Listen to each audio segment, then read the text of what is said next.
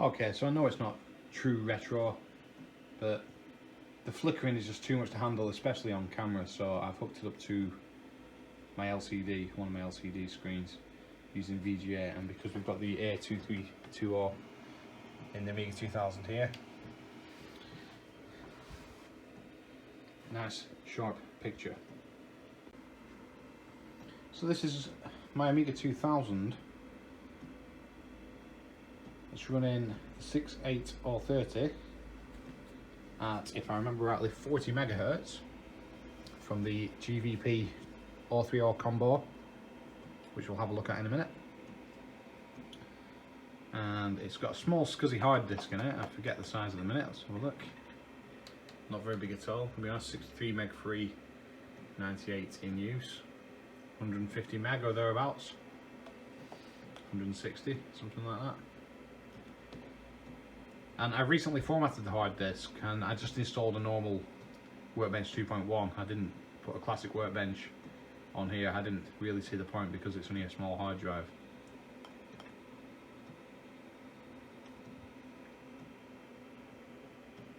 So it's got the 1 meg chip RAM, 68030, 68882 FPU, and the MMU. And if we run the old speed test on here,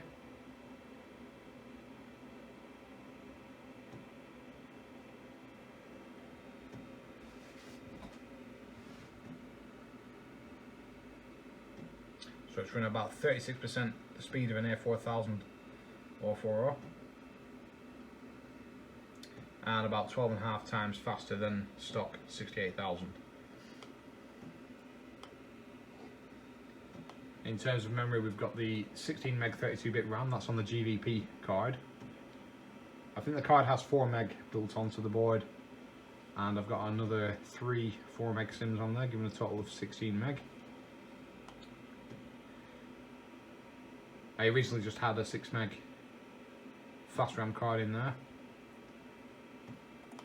and then we've got the 1 meg chip RAM on the board.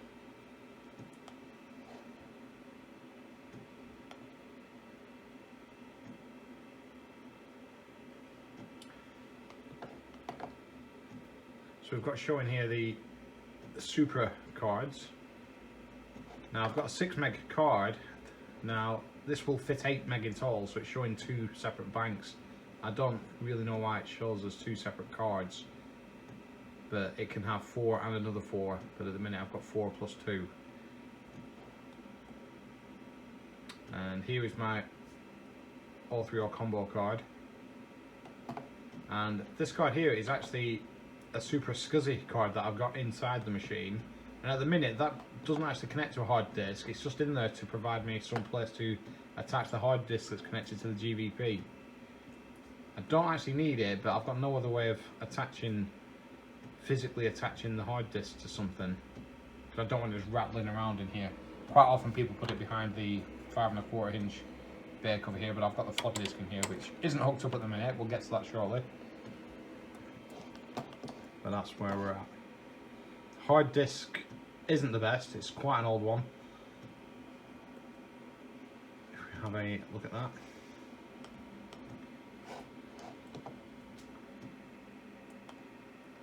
I can't remember the speed, but I imagine it's going to go quite slow.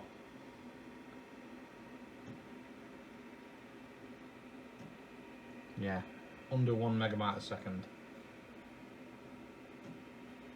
Not very good at all, but better than nothing for now. And there we are, Connor, blimey, remember those? 170 meg.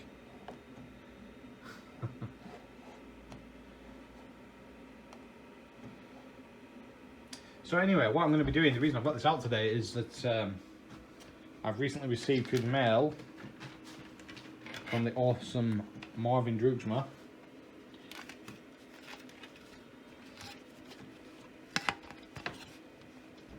this brilliant PC card, which I'm going to be putting in there.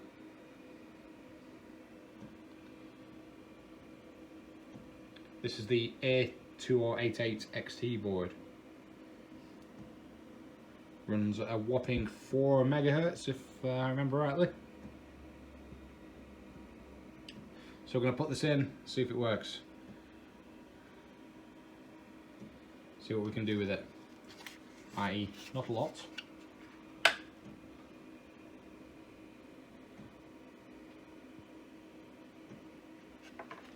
So let's turn this off, take the screws out and have a look inside. So here we are with the lid off. There's 5 screws normally holding this case on, 2 on each side and 1 at the back. Plenty of videos showing that. If you're doing this, you've always got to be careful not to spill your beer, because that would be a tragic waste. So inside here, as you can see, in the CPU slot, it's quite tight in there. We've got the GVP 030 combo card. This acts as a SCSI controller and the accelerator. So that's the 40 MHz version. And you can just see tangled behind the PSU cables here.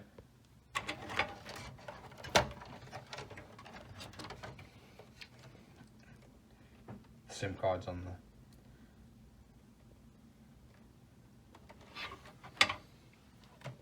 Here's the hard disk that's held in using another SCSI card, which isn't actually required at the moment, but nevertheless it's better than having the hard disk loose and rattling around in the case.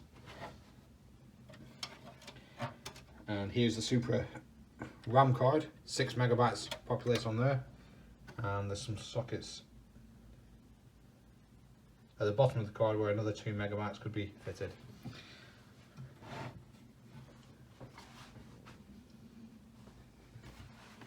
And at this side we've got the Commodore 2320 card. This is a scan doubler. This is what allows us to connect to a standard VGA monitor. If I take this off, this is where you see it runs, powered by the famous Amber chip. Quite highly sought of those at the moment, because people, Amiga 3000 owners, tend to try and get their hands on those to repair damaged chips at the same chip that Amiga 3000 had on its motherboard.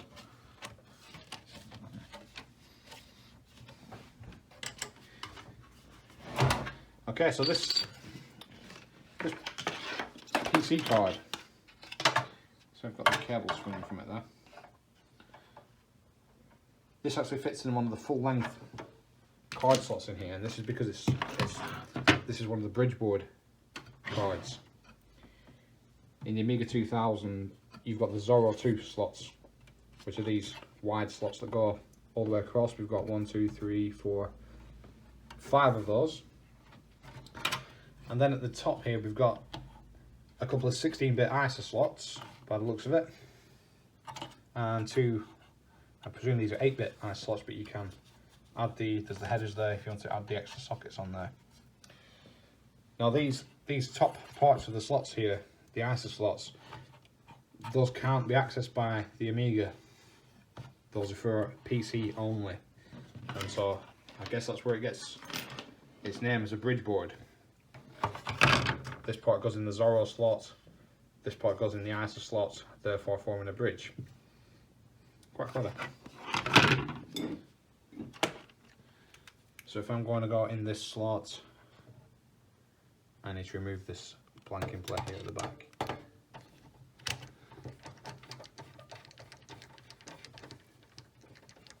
This isn't going to be a very elegant performance.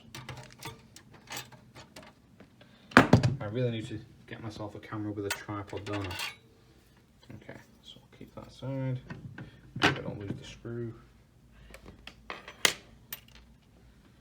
And now we're going to fit this bridge board in this slot.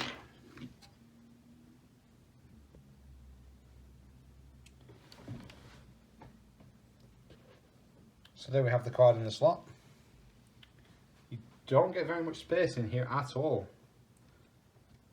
Okay, I know the cable management could be better, especially when you look at all this, but this SCSI cable is the only one I've got, believe it or not, and it's just not worth me replacing them, because I'm going to get rid of that SCSI hard drive soon anyway. So this will go to the floppy disk eventually, but first we're going to turn it on and see if it works. Now I didn't actually get any software with this, but as luck would have it, amongst my thousands of 3.5-inch floppy disks that I've got lying around, I actually had this one. So we're going to see if this one will run the bridge board. Let's give it a go. Let's first turn it on, see if it, make sure it doesn't blow up.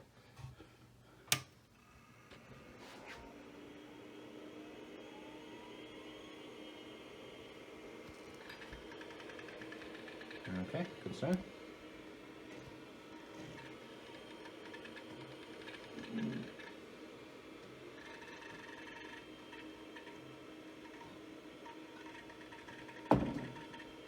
Take a swig of your beer once it loads up, obviously. Okay, so first things first, let's make sure that we can detect the board.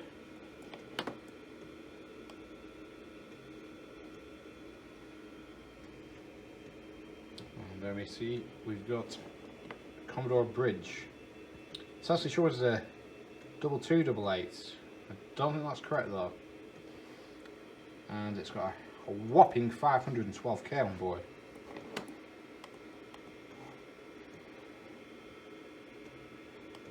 Okay. Let's reboot it, give this a go.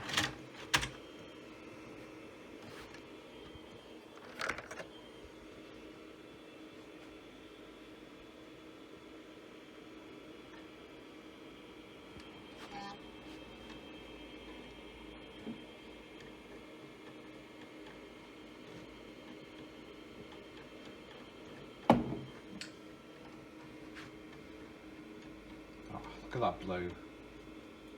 At least 1.3.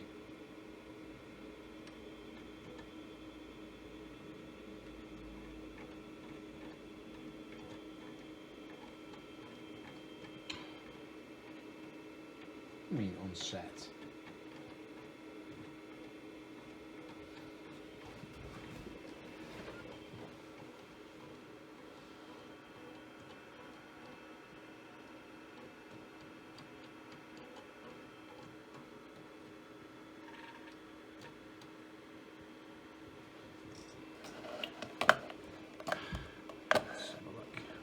PC install.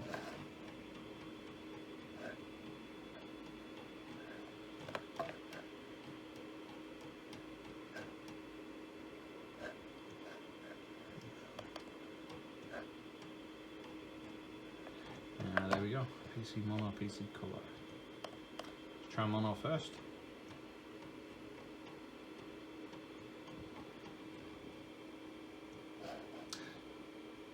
Couldn't find library. That's not good.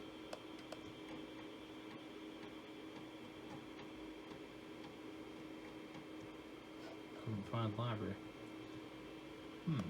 Okay, maybe this disc doesn't work. Maybe it's the wrong disc for a different board. Interesting. Let's give it another try. Okay, well that was weird. It looks like the disc wanted installing, even though it gives you the option, and the disc does boot.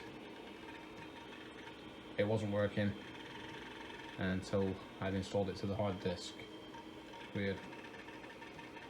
So let's see what happens now.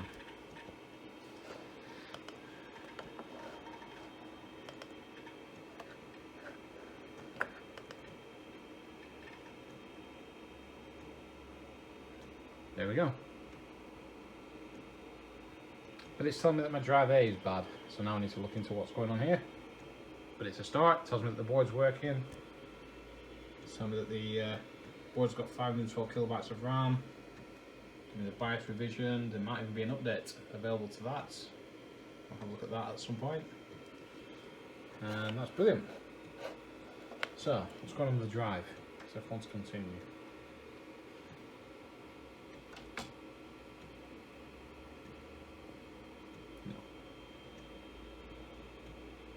Okay, let's see what we can do next. Right, so I think I figured out what was wrong with the floppy disk, saying floppy disk bad. This floppy disk drive that I have in here has been in there for quite some time, and I originally installed that and had it connected to the Amiga's floppy chain, because I was trying to get this drive to work as a PC floppy disk drive under PC task whilst connected to the Amiga chain, and I never quite got there. I had it responding to some of the disk commands, but it wouldn't actually read any disks that I knew were valid. So I kind of abandoned that and just left the drive in and thought, oh, it'll be okay, and I'd use it on this. However, what I just had another thought of is that back when I did that a year or so, 18 months ago, something like that, I did change some of the jumper settings on it so that it would identify as a different device number. So that's why I think it was saying drive A was bad, because I've just connected another drive that I have that's got the default jumpers set as drive 0, etc.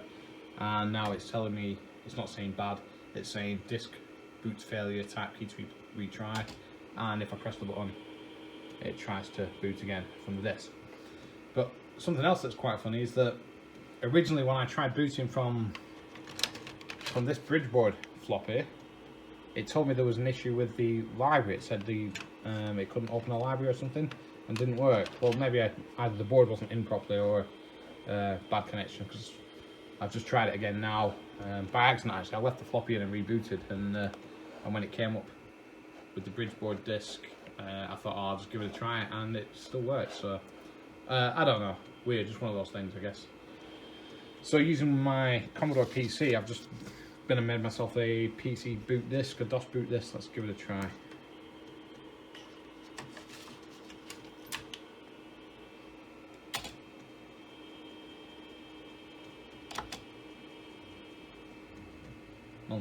Non-system disk. That's helpful. Put this way.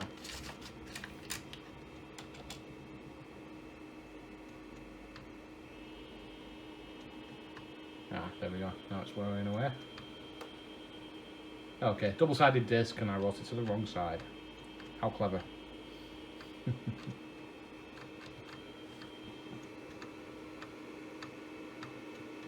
Now what's interesting is that spindle just there was looked like it was spinning a lot slower on the camera than it was in real life. It must be something to do with the camera's frame rate.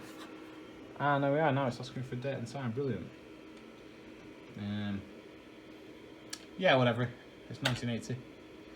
Time 12:05. Yeah, sure, whatever. And there we are. We're in Microsoft DOS version 5. Brilliant. What's on this disk? Let me see.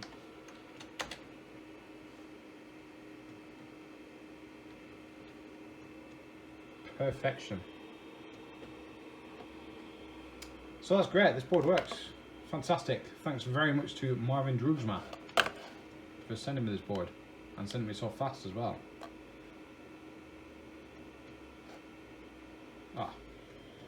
And thank you as always to Robert J. and Michael,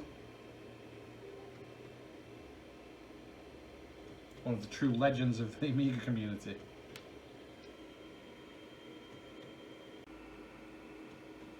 So my next step is to, something that I actually hate doing, is remove this chassis, change the jumpers on this floppy drive, and put everything back together again, tidy up the cables a little bit, and there we go, job's done. Whilst I'm at it, I might even remove this memory card, 6MB Super RAM card. Don't really think it's needed. Having said that, this SCSI card definitely isn't needed. Moving forward, I think I'm going to go for the Buddha IDE card, which is Zorro 2 card that gives you 2 IDE channels, and we'll take it from there.